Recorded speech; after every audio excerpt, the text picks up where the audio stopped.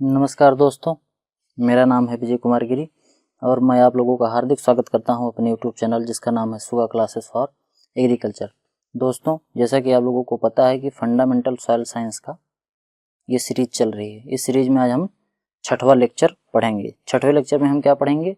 Factor affecting of soil formation, मतलब मृदा निर्माण में कौन कौन से फैक्टर अफेक्ट करते हैं इसके बारे में हम अध्ययन करेंगे। यानी कि मृदा निर्माण में कौन कौन से फैक्टर उत्तरदायी होते हैं, कौन कौन से फैक्टर काम करते हैं मृदा निर्माण में, इसके बारे में हम पढ़ेंगे। इसके मृदा निर्माण में मुख्यतः देखो इतने प्रकार के काम करते हैं। एक तो ऑर्गेनिज्म, अगर ऑर्गेनिज्म ज़्यादा होगा तो मृदा निर्माण थोड़ा जल्दी हो जाएगा। और रिलीफ, टाइम, पैरेंट मटेरियल और क्लाइमेट, ये मुख्यतः ही 5 प्रकार के होते हैं जो मृदा निर्माण में भागीदार होते हैं। यही मृदा का निर्माण कराते हैं या मृदा निर्माण में महत्वपूर्ण भूमिका अदा करते हैं। अब देखते हैं मृदा निर्माण को प्रभावित करने वाले कारक। इसमें देखो क्या कह रहा है, मृदा रसायनज्ञों के अनुसार मृदा निर्माण क्या है। देखो मृदा कैसे निर्माण होता है। मृदा निर्माण की एक सीधी सीधी प्रक्रिया है। कौन सी?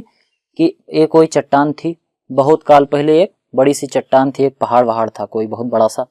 फिर उस पहाड़ पे क्या हुआ, धीरे धीरे भूकंप आया, पानी आया, हवा लगी, माइक्रो ऑर्गेनिज्म आए, पेड़ पौधे इस पे जमे और धीरे धीरे इसमें अपर्दन होना शुरू हो गया, वेदरिंग होनी शुरू हो गई।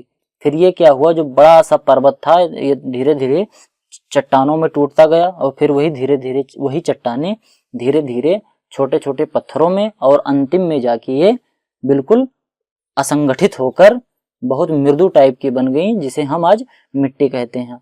और जब ये प्रक्रिया हो रही थी, मतलब जब पहाड़ से चट्टान, चट्टान से पत्थर और पत्थर से मिट्टी जब बन रही थी, इसी समय ऑर्गेनिक मैटर यानी कि पेड़ पौधे और जीव जंतु ये भी डेड होके और डिकम्पोज होके अपना जो डिकम्पोज हो जाते थे और डिकम्पोज हो जाने के बाद ये भी मिट्टी में मिल जाते थे। तो इन्हीं को जो पेरेंट मटेरियल था और ये ऑर्गेनिक मटेरियल, इन्हीं दोनों को मिला के मृदा का निर्माण हुआ है। ठीक, लेकिन अब इसको मृदा को जो निर्माण होता है, इसमें मृदा के निर्माण में जो प्रभावित करने वाले कारक हैं, पहला तो है मौलिक पदार्थ, पेरेंट मटेरियल।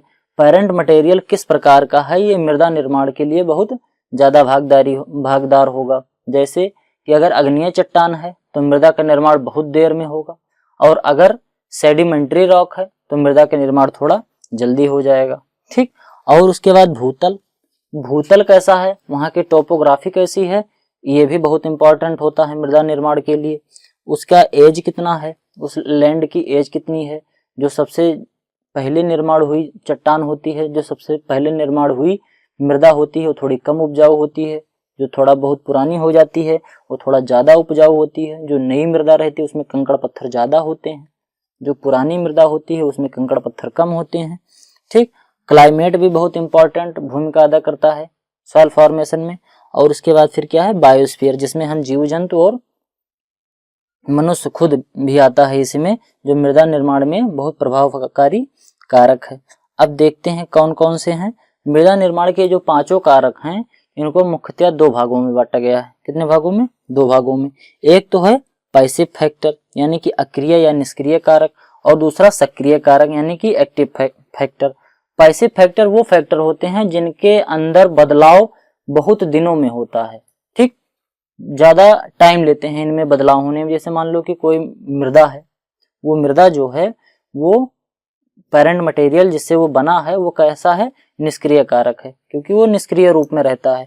जबकि जीवमंडल जो है, जीवमंडल, और एक तो जीवमंडल है, दिखाते हैं अभी, एक तो ये जलवायु है और एक दूसरा ये जीवमंडल है, ये दोनों कैसे हैं, सक्रिय कारक हैं। तो ये हो गए पैसिव और एक्टिव, ये 2 प्रकार के मृदा निर्माण के कारक होते हैं।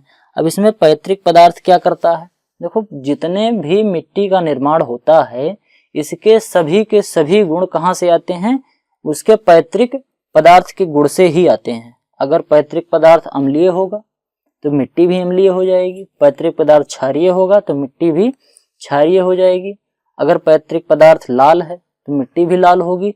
मतलब जितने गुण हैं पैतृक पदार्थ में वही अल्टीमेटली किस में आते हैं, मिट्टी में आते हैं। और देखो इसमें कहा क्या गया है, पैतृक पदार्थ शैल वह असंगठित विखंडित भाग है। मतलब शैल जो पैतृक पदार्थ है वो शैल जो चट्टानें होती हैं उनका एक असंगठित भाग है जो असंगठित होकर टूट जाता है, छोटे छोटे टुकड़ों में बट जाता है, और जिस पर मृदा निर्माणकारी कारकों का प्रभाव, मतलब मृदा निर्माणकारी जो प्रभाव हैं जो मृदा का निर्माण करते हैं उनके प्रभाव से मृदा का विकास होता है। दूसरे शब्दों में कहा जाता है कि पैतृक पदार्थ वह पदार्थ है जिसके द्वारा मृदा का निर्माण होता है, जैसे मैंने अभी पहले ही कहा था। अब देखो जो सॉइल प्रोफाइल होती है उसमें सबसे ऊपर ए संस्तर होता है, फिर बी होता है, फिर सी होता है। तो जो ए और बी होता है इसके बारे में हम आगे अध्ययन करेंगे, लेकिन जो सी होता है इसी सी को मोटे मोटे भाषा में पैडोलॉजी में हम इसको क्या कहते हैं, पैतृक पदार्थ मानते हैं। जो सी संस्तर की मिट्टी होती है इसी को हम पैतृक पदार्थ कहते हैं। ठीक, अब आगे क्या है, अगला निष्क्रिय कारक कौन सा है, टोपोग्राफी, भूतल।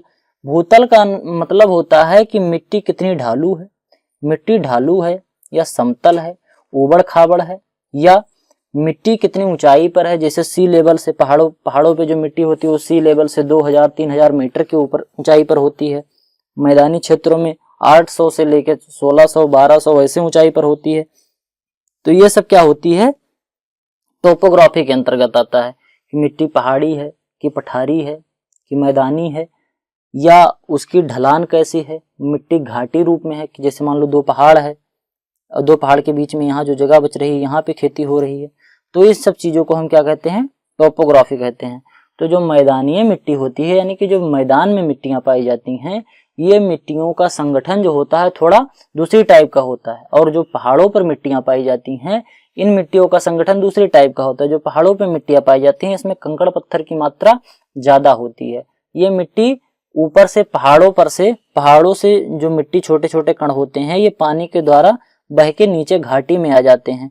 ठीक, और जबकि मैदान वाली मिट्टी यहाँ पे ऐसा कुछ नहीं होता, इसमें थोड़ा सा ही होता है जो इरोजन के थ्रू मिट्टी इधर से उधर आती जाती रहती है। लेकिन इसमें हर साल थोड़ी थोड़ी मिट्टी अलग अलग पहाड़ों से इसे बह जाएगी और बह के फिर यहाँ आ जाएगी। थोड़ी थोड़ी मिट्टी हर साल नई नई इसमें आती रहती है। तो टोपोग्राफी बहुत इफेक्ट करता है मृदा के निर्माण में। समझ गए टोपोग्राफी क्या होता है। इसमें छोटे गड्ढे, ऊंचे गड्ढे, पहाड़ियां, लघु भूतल, ये इनको कहते हैं। जो छोटे गड्ढे होते हैं, टीले और पहाड़ियां होते हैं, इनको लघु भूतल कहते हैं। और जो दीर्घ मैदान होते हैं, पहाड़, पठार, घाटियां ये सब होती हैं, इनको क्या कहते हैं, इनको दीर्घ भूतल कहते हैं। तो ये हो गया टोपोग्राफी। ठीक, अब अगला कौन सा निष्क्रिय कारक है, अगला है लैंड की आयु, मतलब लैंड की एज कितनी है, और टाइम फैक्टर। टाइम फैक्टर भी बहुत महत्वपूर्ण होता है। जैसे मैंने बताया, जैसे मिट्टी का निर्माण जब शुरू होता है तो मिट्टी के निर्माण में, मिट्टी के 2.5 सेंटीमीटर निर्माण में, कि केवल 2.5 सेंटीमीटर मोटी मिट्टी के निर्माण में 300 से 1000 वर्ष का समय लगता है। ठीक, और इसी प्रकार स्वीडन के एक वैज्ञानिक थे, उन्होंने बताया था कि 30 सेंटीमीटर मिट्टी का निर्माण में 1600 वर्ष लगते हैं। समझ गए। तो यानी कि मिट्टी की परत जितनी मोटी होगी उसका मतलब यही होगा कि मिट्टी की आयु बहुत ज्यादा है, यानी कि ये मिट्टी बहुत पहले से बनी है। ठीक, तो ये मिट्टी की आयु पर भी निर्भर करता है। अगर मिट्टी नई होगी तो उसमें कंकड़ पत्थर ज्यादा होंगे। जैसे पहाड़ों की जो मिट्टियां होती हैं इसमें टिलेज ऑपरेशन करने में बड़ी दिक्कत होती है, क्योंकि वहां की जो मिट्टी की मोटाई होती है अपेक्षाकृत कम होती है मैदानों की मिट्टी की मोटाई बहुत ज्यादा होती है, जबकि पहाड़ों पे ऐसा नहीं है। पहाड़ों पे थोड़ी ही मोटी मिट्टी मिलती है और उसी में हम खेती वेती कर लेते हैं। जैसे कि अभी वहां पे पहाड़ों पे सेब की खेती होती है, लेकिन अगर सेब के पौधे को जड़ से उखाड़ो तो देखोगे कि उसमें जो रूट डेवलपमेंट है बहुत गहरा नहीं जाता है। बहुत गहरा इसलिए नहीं जाता है क्योंकि नीचे बेड रॉक है, तो बेड रॉक को चिड़ के थोड़ी अंदर जा पाएगा, इतनी दम थोड़ी होती है जड़ में। और अगर यहाँ अभी मैदानी क्षेत्र में आम को उखाड़ो तो आम को उखाड़ोगे तो देखोगे कि 10-10 मीटर लंबे, कितनी 10-10 मीटर लंबी जड़ मिलती है उसमें। तो ये हो गया क्या, मिट्टी की आयु को क्या क्या डिपेंड करता है कि अगर मिट्टी ज्यादा दिन की है तो उसकी मिट्टी की मोटाई ज्यादा होगी, उसके जो कण होंगे अपेक्षाकृत छोटे छोटे होंगे, और जो नई फॉर्म मिट्टी है उसमें कंकड़ पत्थर ज्यादा होंगे। मिट्टी उतनी संगठित नहीं रहेगी, उसमें ज्यादा कंकड़ पत्थर रहेंगे, टिलेज ऑपरेशन करने में दिक्कत होगी, तो ये भी एक बहुत महत्वपूर्ण कारक है मिट्टी के निर्माण में। फिर अगला कौन सा है? अगला है सक्रिय कारक। अभी तक ये चल रहा था जो निष्क्रिय कारक चल रहा था, अब फिर आगे है सक्रिय कारक जलवायु। जलवायु भी बहुत महत्वपूर्ण योगदान देती है मृदा के निर्माण में। जैसे कि अगर जलवायु का तात्पर्य ऐसा हो, आप समझ सकते हैं कि अगर इसे ज्यादा पानी बरस रहा है तो मिट्टी का अपरदन ज्यादा होगा, तो अपरदन ज्यादा होगा तो मिट्टी जल्दी बन जाएगी। गर्मी होगा, ठंडी होगा, ओला पड़ेगा, बर्फ पड़ेगा, इससे मिट्टी का अपरदन जल्दी होगा। ठंडी गर्मी बराबर होती रहेगी तो प्रसार और सिकुड़न, फिर से फैलने और सिकुड़ने से मिट्टी चट्टानी टूट जाएंगी, जैसा मैंने अभी पहले बताया था वेदरिंग में।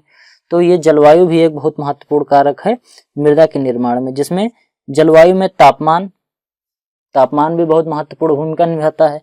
उसके बाद जल, ठीक, उसके बाद हवा और ग्लेशियर और क्लाइमेट इंडेक्स, ये सब होते हैं जो जलवायु के अंतर्गत आते हैं और मृदा के निर्माण में बहुत महत्वपूर्ण भूमिका अदा करते हैं। अब फिर अगला क्या है?